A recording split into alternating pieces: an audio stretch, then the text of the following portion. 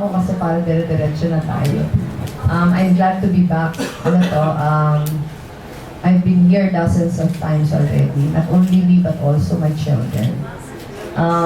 Pero yung what is significant, siguro, it's the first time I'm coming over na medyo nasa taas na ako ng survey.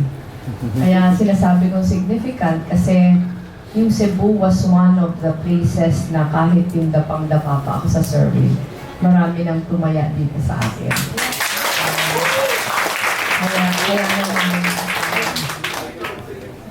Masaya-masaya ako. Andito yung mga taong kailangan kong pasalamatan. Siyempre may 3 grupo dito. 4 pala, may Bicolanos for Lenny pa.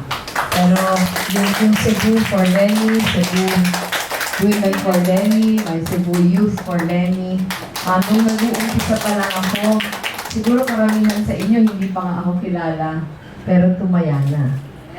Pag tinatanong ako ngayon, saan ko ma-attribute yung pagtaas ko sa surveys, kasi it's been very steady.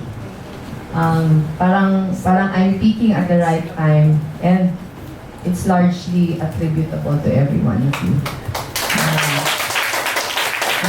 Yung Cebu, isa sa mga lugar na tumiwala agad. Kahit nung 1% pa lang ako. Ngayon, maraming surveys na naglalabasan, pero for the first time, hindi, second time pala, may 2 ng surveys na lumabas na ako yung number 1. Pero if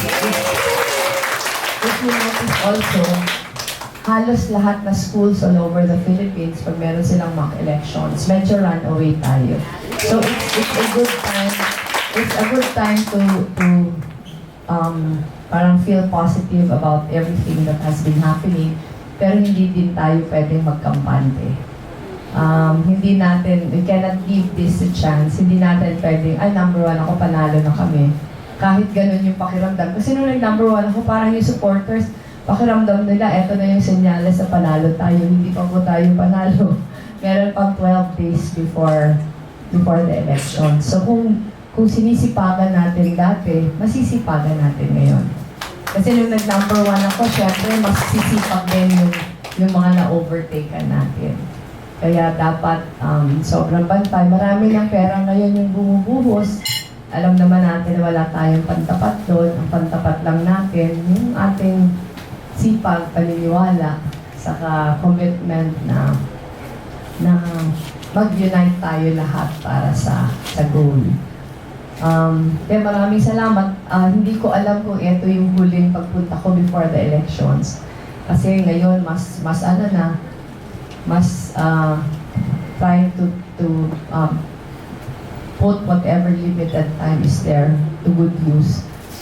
Pero just in case this will be the last time before the election, siguradong after the elections, babalik ako. Kaya maraming salamat.